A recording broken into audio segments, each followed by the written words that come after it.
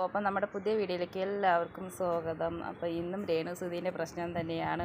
അപ്പോൾ ഇപ്പോൾ നടക്കുന്ന വിഷയം എന്താണെന്ന് വെച്ച് കഴിഞ്ഞാൽ രേണുസുധി ദുബായിക്ക് പോയിട്ട് അവിടെ കുറേ അനുഭവങ്ങൾ അനുഭവിച്ച ഒരു ദുരിതം എന്ന് തന്നെ പറയാം. ഒരു റൂമിൻ്റെ ഉള്ളിലൊക്കെ അടച്ചിട്ട് ഷൂട്ടിംഗ് ഉണ്ടെന്ന് പറഞ്ഞ് വിളിച്ച് വരുത്തി അവിടെ പോയി ഒരു കുഞ്ഞ് ഡ്രസ്സ് ഇടാൻ നിർബന്ധിച്ചു. പിന്നെ അതിനുശേഷം മോശമായ രീതിയിലുള്ള വീഡിയോസ് എടുക്കാൻ ശ്രമിച്ചു. അതിനൊന്നും രേണുസുധി സമ്മതിച്ചില്ല. പിന്നീട് കൊണ്ട് അവിടെ നിന്ന് ഒരുപാട് പ്രശ്നങ്ങളായ ശേഷമാണ് രേണുസുധി അവിടെ നിന്ന് വന്നത് എന്നൊക്കെയാണ് പറയുന്നത്. പിന്നെ കുറേ മീഡിയക്കാർ ഉള്ളത് കാരണം കൊണ്ട് ഞാൻ രക്ഷപ്പെട്ടു എന്ന് തന്നെ പറയുന്നുണ്ട്. പിന്നെ ഇതിൻ്റെ പുറകിൽ കൊട്ടേഷനാണ്.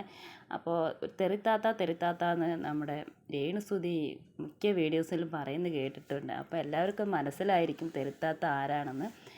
പിന്നെ അവർ കൊട്ടേഷൻ കൊടുത്തു അവൻ്റെ സംഘമാണെന്നൊക്കെയാണ് പറയുന്നത്. അതുപോലെ തന്നെയാണ് ഇതിൻ്റെ ഡയറക്ടറായ അയാളാണ് ഭാര്യയൊക്കെ കൂടി ചേർന്നിട്ടാണ് ഈ മാതിരിയുള്ള പരിപാടികളൊക്കെ ചെയ്യാൻ ഇതാക്കിയത്. അതിലൊന്നും രേണുസുധി നിന്നില്ല.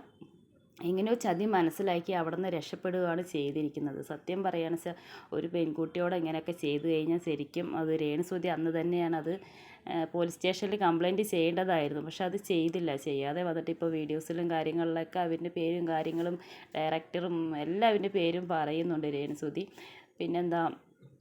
എന്താ പറയുക, ഒരു പെൺകുട്ടിയോടൊക്കെ ഇങ്ങനെ ഒരു ക്രൂരമായ ഒരു ഇതൊക്കെ ഇങ്ങനെ ചെയ്തിട്ട് ഇവർക്ക് എന്താ കിട്ടാൻ പോകുന്നത്? മോശമായ രീതിയിലുള്ള വീഡിയോസ് എടുക്കാനും അതുപോലെ തന്നെ ആ വീഡിയോ ചെയ്യാനും പ്രേരിപ്പിച്ചു എന്നൊക്കെയാണ് പറയുന്നത്.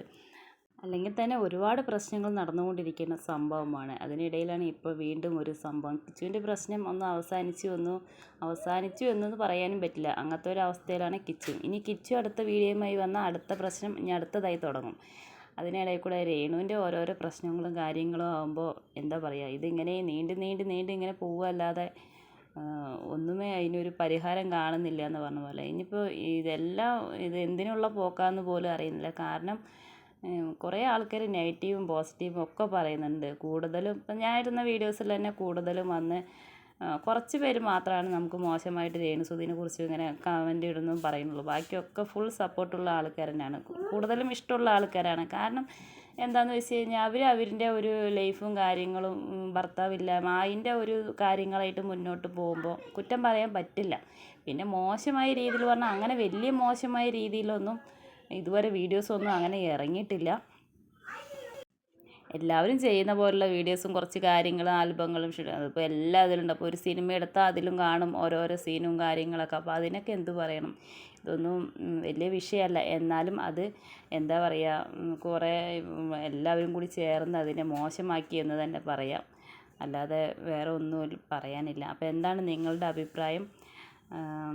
രേണുസുധീന് ഇഷ്ടമുള്ളവർ മാത്രം കമൻറ്റ് ചെയ്യുക. ബാഡ് കമൻ്റ് ആയിട്ട് ആരും വരരുത്. ഞാൻ മറുപടി പറഞ്ഞുകൊണ്ടേ ഇരിക്കുന്ന ഒരു സംഭവമാണ്. Okay, by.